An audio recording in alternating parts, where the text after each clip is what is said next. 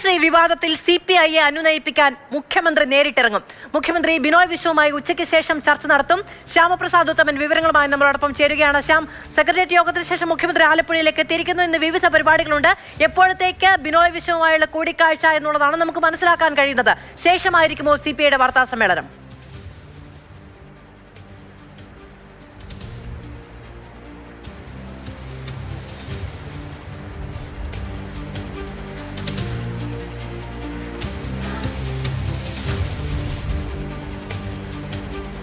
CPIയുടെ സംസ്ഥാന നേതാക്കളും അതോടൊപ്പം തന്നെ മുഖ്യമന്ത്രിയും തമ്മിൽ കൂടിക്കാഴ്ച ഉണ്ടാകുമെന്നാണ് ഇപ്പോൾ അറിയിച്ചിരിക്കുന്നത്. അക്കാര്യം ബിനോയ് വിശ്വം തന്നെ പങ്കുവെക്കുകയും ചെയ്തു. അതായത് PM ശ്രീ പദ്ധതിയുമായി ബന്ധപ്പെട്ടുകൊണ്ട് തന്നെ ഈ പദ്ധതി നടപ്പാക്കുന്നതിൽ CPI അതിൽ നടപ്പാക്കാൻ അനുവദിക്കുകയില്ല എന്ന് തന്നെയായിരുന്നു സെക്രട്ടേറിയറ്റിലും ഇത് സംബന്ധിച്ചുള്ള തീരുമാനം. പക്ഷേ അത് ഒരുപക്ഷെ CPMന്റെ സെക്രട്ടേറിയറ്റിന് ശേഷം മുഖ്യമന്ത്രി ബിനോയ് വിശ്വത്തെ ഫോണിൽ വിളിച്ചു. ഇക്കാര്യം നമുക്ക് ചർച്ച ചെയ്യാം, ഇത് ഇടതുമുന്നണിയിൽ ചർച്ച ചെയ്യാം, ഇക്കാര്യം ഉൾപ്പെടെ പറഞ്ഞതിനാൽ തന്നെയാണ് ഇന്ന് മുഖ്യമന്ത്രിയുമായ ഒരു കൂടിക്കാഴ്ച എന്ന നിലയിലേക്ക് കാര്യങ്ങൾ നീങ്ങുന്നത്. ഒരുപക്ഷെ ഇത് ഇടതുമുന്നണിയിലേക്ക് ചർച്ച ചെയ്യാം എന്ന ഒരു തീരുമാനത്തിലേക്ക് എത്താനാണ് സാധ്യത എന്നാണ് മനസ്സിലാക്കാൻ പോകുന്നത്. ഇന്ന് രണ്ടുപേരും പങ്കെടുക്കുന്ന പരിപാടിയുണ്ട്. ഇന്ന് പുന്നപ്ര രക്തസാക്ഷിത്വവുമായി ബന്ധപ്പെട്ടുകൊണ്ട് ഇന്ന് ആലപ്പുഴയിൽ മുഖ്യമന്ത്രിയും അതോടൊപ്പം തന്നെ ബിനോയ് വിശ്വവും പങ്കെടുക്കുന്ന പരിപാടിയുണ്ട്. ആ പരിപാടിക്ക് മുൻപേ ആയിരിക്കും ഇരുവരും തമ്മിലുള്ള കൂടിക്കാഴ്ചയും ഇത് സംബന്ധിച്ചുള്ള കാര്യങ്ങൾ ചർച്ച ചെയ്യുകയും ചെയ്യുക. ശ്യാം, ഇപ്പോൾ എക്സിക്യൂട്ടീവ് യോഗം തുടരുകയാണല്ലോ. എപ്പോഴത്തേക്ക് ചർച്ചകൾക്കൊരു പരിസമാപ്തിയാകും? ശേഷം സ്വാഭാവികമായും പുറത്തേക്ക് വന്നാൽ മാധ്യമങ്ങളുടെ ചോദ്യത്തിന് മറുപടി പറയേണ്ടതുണ്ട്. മുഖ്യമന്ത്രിമാരുടെ ചർച്ചയ്ക്ക് ശേഷം എന്നൊരു മറുപടിയാണോ നിലവിൽ പ്രതീക്ഷിക്കേണ്ടത്? ഇനി എന്തായാലും അതുതന്നെയായിരിക്കും. അതായത് മുഖ്യമന്ത്രി CPI നേതാക്കളെ വിളിച്ചിരിക്കുന്നു. അതോടൊപ്പം തന്നെ ഈ വിഷയം ചർച്ച ചെയ്യാം എന്ന കാര്യം പങ്കുവച്ചിരിക്കുന്നു. അല്പം മുമ്പാണ് ഈ ആലപ്പുഴ ഗസ്റ്റ് ഹൗസിൽ പാർട്ടിയുടെ സെക്രട്ടേറിയറ്റ് കഴിഞ്ഞത്. അതിനുശേഷമാണ് ഇപ്പോൾ എക്സിക്യൂട്ടീവ് ചേരുന്നത്. എക്സിക്യൂട്ടീവിലായിരിക്കും ഇത് സംബന്ധിച്ച് എന്ത് തീരുമാനം എടുക്കുന്നത് സംബന്ധിച്ച് തീരുമാനം കൈക്കൊള്ളുകയുള്ളൂ.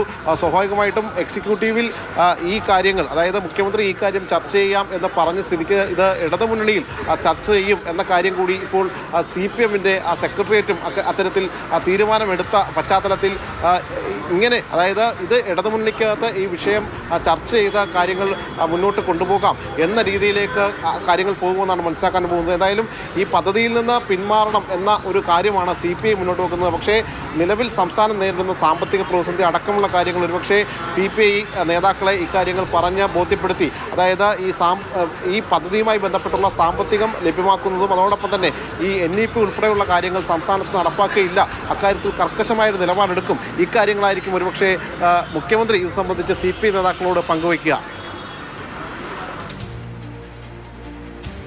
ശ്യാം, ഇപ്പോ മുഖ്യമന്ത്രി തന്നെ സമവായത്തിന് വരുമ്പോൾ CPIക്ക് അത് മറ്റൊരു തരത്തിൽ അതിനെ പരിഗണിച്ചേ മതിയാവുകയുള്ളൂ എന്നുകൂടിയുണ്ട്.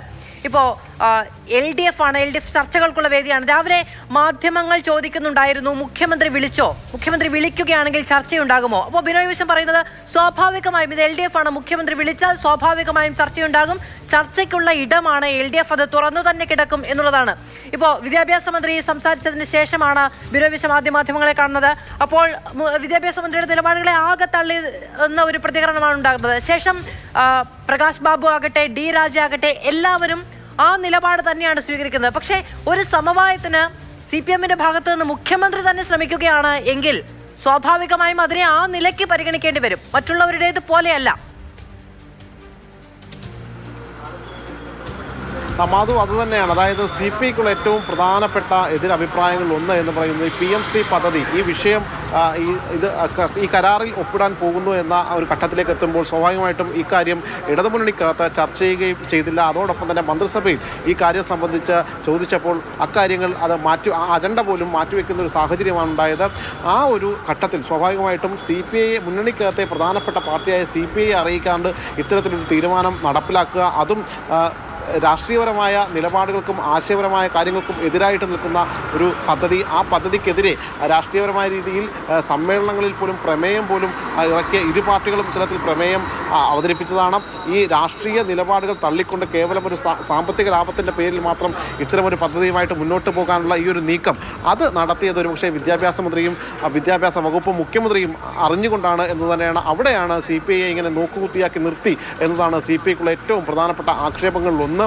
ഒരുപക്ഷെ ഈ കാര്യങ്ങളടക്കം നേരത്തെ ഇത് ഇടതുമുന്നണിയിൽ ചർച്ച ചെയ്തിരുന്നുവെങ്കിൽ ഒരുപക്ഷെ ചർച്ചയുടെ അടിസ്ഥാനത്തിൽ ഈ സംഭവങ്ങൾ ഈ കാര്യങ്ങൾ ഒരുപക്ഷെ പിന്നീട് ഇത് ഏത് തരത്തിൽ നടപ്പാക്കണം എന്നത് സംബന്ധിച്ചൊരു തീരുമാനത്തിനും മറ്റുമൊക്കെ എത്താൻ കഴിയുമായിരുന്നു. എന്നാൽ അതൊന്നും ഉണ്ടാകാതെ പെട്ടെന്ന് ഈ പദ്ധതിയിൽ പോയി വിദ്യാഭ്യാസ സെക്രട്ടറി പോയി ഒപ്പുവെക്കുന്നു.